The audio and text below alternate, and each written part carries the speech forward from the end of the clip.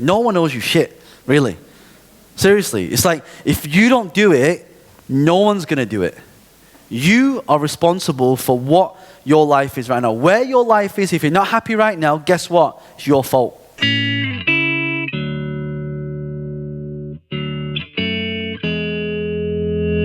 If you're not in the place where you want to be, it's down to you. It's like losing weight, isn't it? It's very simple. Eat less and exercise. That's it. That's all you have to do. The right times as well, right? But here's the thing, it's a very simple formula. So if it's just eat less, exercise more, or eat the right foods at the right times, when I'm looking at steak and chips and salad and cucumber, you know, or if I'm looking at a chocolate gâteau and I'm looking at an orange, do you see what I mean? It's like, the problem is, our life, there are too many temptations, right? You know, a lot of us are addicted to different things, right? We have to master ourselves before we can master wealth. You understand what I'm saying? You have to become the CEO of you. Me.inc. You can't even, like a lot of people come to these events, oh John, I want to learn to do my business because I've got this non-profit foundation and charity, and they're broke.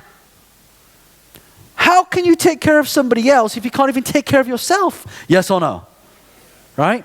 So in a way you have to be selfish.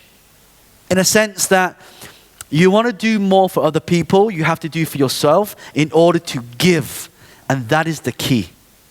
But you know the problem? Most people are very good givers. They're not very good at receiving. Yes or no? It's time to start receiving. It's time to step up. It's time to do what you were born to do. It's time to, when you are out there, it's time, if you want to do stuff for yourself, do it for yourself. But the reason why you're going to be successful, I believe, you should all, and Vince and I have the same, like we want to be the best version of us, like the 2.0 version of us. That's why when I showed you the quote before, the biggest failure in life is for you to not to have transferred your knowledge from you to somebody else. Seriously, I think that's the biggest failure. Right? The definition of hell on earth is meeting that person that you could have been. You know, someone once told me, and this is fact and research, if you go to an old person's home and you have a conversation with them, do you know one of the biggest regrets that they all, like when people on the deathbed, when they're about to die, they ask them, what is your biggest regret? And you know what they say? It's not the things that they did, it's the things that they did not do. It's the things that they didn't, oh, I wish I'd have done that. I wish I took that opportunity. I wish I fought my fear and did it anyway.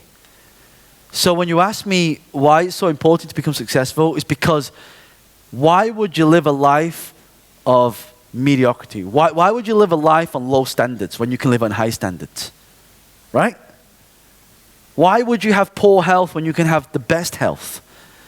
Why would you eat shit food when you can eat really nice food and healthy food? Now, I'm not saying I do that all the time. I've got the 80-20 rule, right? 80% of the time I eat clean, and you can speak to my team. Every time I order plain chicken breast, steamed vegetables, and a little bit of rice. That's it. Call it boring, but don't think of food putting in your mouth is the taste. Food is merely to just keep your body going. That's how it's fuel. I see it as fuel. And so becoming successful means that you want to operate at the very best optimum version of you. Like, here's a little trick for you, or here's a little ideology for you. If you were competing against yourself, how would you beat yourself? If you were competing against yourself, how would you beat yourself? Because ultimately what people do is they compare themselves with other people on what they should and shouldn't be doing, when in actual fact, they just need to say, did I do better today than I did yesterday? If the answer is yes, great. Don't care what other people are doing. Don't care what they think about me. It's about me getting these levels, not hitting those plateaus, being the best version of us. Because when you can do that, you become an example to the people around you.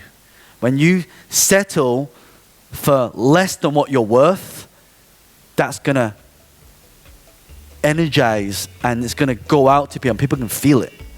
Now, if you take one thing away from today, is that don't settle for any less than what you're worth.